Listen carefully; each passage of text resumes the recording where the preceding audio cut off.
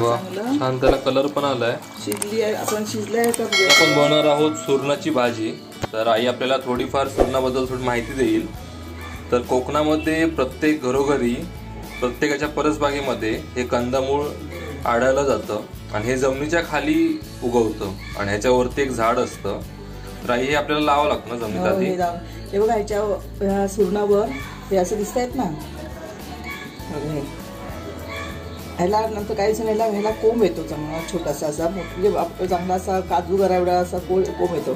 तर काय आपण एक कापते हा असा गोळ असा काढायचा आणि तो जमिनीत रुतून ठेवायचा की मग त्याला काय होतं वर्षाने बरोबर त्याला आतमध्ये हा एवढा मोठा सुरण लागतो. हे बघा इथून त्याला झाड येतं ना वरती, त्याची पानं वेगळीच असतात सुरणाची पानं. आणि मग हे वर्षाने आपण खाल्लं की ते साधारण एवढ्या आकाराचा सुरण आपल्याला मिळत होतो. हा साधारण कमीत ते हा 1.25 किलोचा सुरण आहे. अशा प्रकारे हे किंवा हा सुद्धा मध्याभाग आपण जर काढून घेतला आणि हा लावला तर ह्याच्यापासून सुद्धा आपल्याला नवीन सुरण मिळतो. हे बघा हे तुम्ही बघू शकता. हे असं लावलेलं पूर्वी लावलेलं होतं.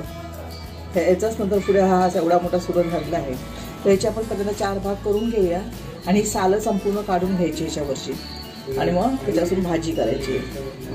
तर यात आपल्याला दाखवते कसं करायचं ते आपण बघूया. आधी कसे ती सोलायचे बघूया आणि मग त्याची कापं करून घ्यायची. आणि हा सुरण असा कापून घेतलाय. हे 4 भाग केले त्याचे आणि आढळ्यावर तो आपण हे सुरी पण करू शकता. मला सुरीने जमत नाही ते करायला म्हणून मी असं करते. तर ही साल आहे ती अशी आपण काढून घ्यायची त्याची. अशा प्रकारे तो सुरण आहे तो आपण तासून घ्यायचा. त्याच्या वरचं जे साल आहे ते काढून घ्यायचं आणि अतिशय सुंदर अशी याची भाजी होते. खूप चविष्ट अशी भाजी होते याची. बटाट्याच्या फोडी तशा करतो तशा याच्या बटाट्याच्या फोडी करायच्या आहेत. वाटण घालण्याची भाजी करायची. बघा अशा प्रकारे आईने याचे चौकोनी तुकडे कापून घेतले. बटाट्याच्या आकारचे तुकडे कापून घेते. आता बाकीचं सगळं सुरण मी त्याप्रमाणे तुकडे करून घेते. हा आपला 1 किलोचा सुरण आता छान त्याचे बारीक चौकोनी तुकडे करून झाले आहेत. त्यासाठी कांदा घेतला आपण. एक मोठा कांदा घेतलाय बारीक चिरून. नंतर हा आमचा मालवणी मसाला लागणार आहे. आता मी याची फोडणी करते. फोडणी करून घेऊया. कढई गरम करत ठेवली. कढई छान तापली की नंतर आपण तेल घालून घेऊया. सुरण हे मी कंदमूळ आहे तो जमिनीतच पूर्ण वाढतो आणि जमिनीतले सगळे घटक शोषून घेतो. त्यामुळे हा सुरण आहे हा आपण जेव्हा मिळतो आम्ही काय वर्षाचे 12 महिन्याचं काय ठिकाणी मिळतो. पण आमच्या कोकणामध्ये आता या डिसेंबर पासून खायला लोक सुरुवात करतात. तो खरून ठेवून पण देऊ शकतो. हो ठेवून द्यायचा. पण जून नंतर त्या कापडाचं सुरण असेल म्हणजे खणून ठेवलं असेल त्याला परत कोंब यायला लागतो आणि मग तो कोंब आला की त्याची भाजी चांगली लागत नाही. म्हणून तो मे महिन्यापर्यंत तो संपून आपण तो भाजी करून संपवायचा. आणि ही भाजी खूप शरीराला आपल्याला पौष्टिक आहे, आरोग्याला खूप चांगली असते. त्यामुळे ही भाजी आपण जेव्हा म्हणजे मिळतो त्यावेळेला आपण ही भाजी खायची. तर याची सुरणाची आम्ही काप पण दाखवली आहेत. तर तो पण व्हिडिओ आम्ही अपलोड करणार आहोत. आता मी त्याच्यामध्ये 2-3 चमचे तेल घालते.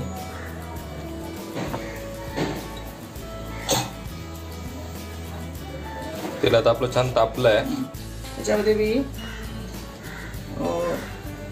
1 चमचा मी हिंग घालते. नंतर कढीपत्त्याची 4-5 पानं घालते.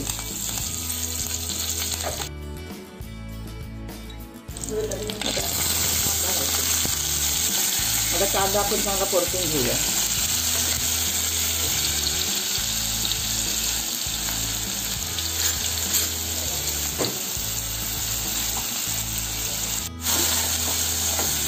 कांदा आपण छान तेलामध्ये लालसर होईपर्यंत परतून घ्यायचा आहे.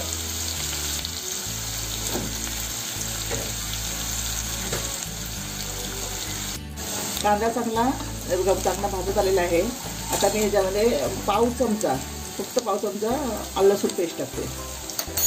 ती पण आपण चांगली परतून तेलावरती चांगली परतून घेऊया. म्हणजे त्या आल्याचं आणि लसूणचा वास निघून जाईल. गॅस कमी ठेवून चांगले परतून घेऊया. आता पाव चमचा हळद घालते. हळद का आपण परतून घेऊया. गॅस आपण पूर्ण मंद ठेवलाय कारण जर गॅस तुम्ही मोठा ठेवलात तर मसाले जळू शकतात. आता हा मालवणी मसाला घालते. आता 1 किलो सुरणाच्या पुडी केल्या आहेत त्यामुळे मी आता याला तर थोडीशी तिखट आंबट कोकम घालायची आहे, त्यामुळे मी आंबट तिखट व्हायला पाहिजे म्हणून मी हा 1.5-2 चमचे मसाला घातला आहे. आता मसालासुद्धा हा मी तेलावर चांगला परतून घेते. मी जरा चांगला वरती भाजीला तळून घेतो वरती. आणि आता आपले मालवणी भाजकं वाटप आमचं मालवणी भाजक्या वाटपाचा मी व्हिडिओ पण केला आहे, तो वरती आय बटनवर येत असेल आणि डिस्क्रिप्शन बॉक्समध्ये पण मी त्याची लिंक देईन. तेव्हा तुम्ही ते मालवणी वाटप कसं करायचं हे नक्की बघा. हे बनवून तुम्ही फ्रीजमध्ये ठेवू शकता, त्यामुळे तुम्हाला जेव्हा कधी वाटपाची उसळ किंवा भाजी बनवायची असेल तेव्हा तुम्ही ते भाजकं वाटप वापरू शकता. आणि असं हे तेलावर चांगलं परतून घ्यायचं, कारण आपण ते 4-5 दिवस ठेवतो ना करून. चांगलं परतून घेतलं की त्याला चांगला एक सुवास येतो ह्या वाटपाला, भाजीला आपल्या. त्यामुळे चांगलं असं हे परतून घ्यायचं. आणि हे आता हे भाजत असतानाच वाटप मी याच्यामध्ये मीठ घालणार आहे. भाजी असेल त्याप्रमाणे मीठ, आता मी ह्याच्या 1.5 चमचा अधिकच मीठ घालते. आणि नंतर चव बघून आपल्याला हवं असेल तर घालायचं, नाही तर काही घालण्याची गरज नाही आहे. आता हे चांगलं परतून घेतलं की तुम्ही बघा त्या वाटपाला कडेने तेल सुटतं.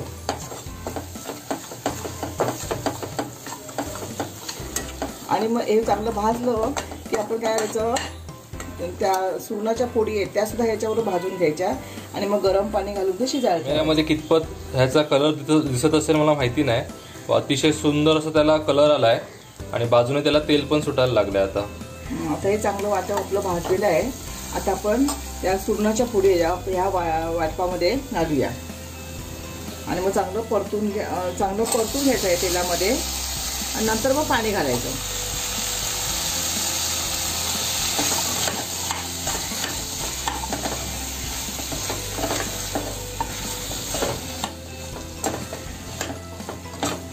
या सुरणाच्या फोडींना आपलं जे वाटप आणि मसाला आहे तो व्यवस्थित लागला गेला पाहिजे. ते आपण छान ढवळून घेऊया. आता आपण हे सगळ्या सुरणाच्या फोडींना मसाला सगळा लावून घेतलेला आहे, ठीक नाही. आता करायचं याच्यामध्ये गॅस वाढवायचा आणि गरम पाणी घालायचं आणि चांगलं 20 ते 25 मिनिटं चांगलं पण शिजून घ्यायचे. साधारण किती घालायचं गरम पाणी? हे बघा आणि फोडी सगळ्या बुडल्या पाहिजे पण पाणी घालायचं, चांगलं ढवळायचं, कारण आपण मीठ घातलंय, वाटप घातलंय, ठीक आहे. आणि नंतर मग जशी आपल्याला चटणी कमी जास्त हवी, कशी जाड हवी, पातळ हवी, त्यानुसार पाणी घालायचं. आता हे पातळ दिसतंय पण शिजलं ना वाटप आणि या फोडी शिजल्या की आपोआप हे सगळं घट्ट होणार आहे. आणि नंतर मग आपण थोड्या शिजायच्या म्हणजे शिजल्या की नंतर मग कोकम घालायचे. आधी आमचीला आधी घालायची नाही, नंतर घालायचे. तर त्याच्यावर मी झाकण ठेवते आणि चांगलं हे 20 ते 25 मिनिटं शिजायला पाहिजे. आपण 20 मिनिटांनी उघडून बघूया की कितपत शिजलं आहे ते.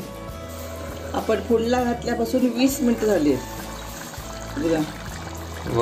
छान त्याला कलर पण आलाय. शिजली आहे, आपण शिजलंय का बघूया पुरं.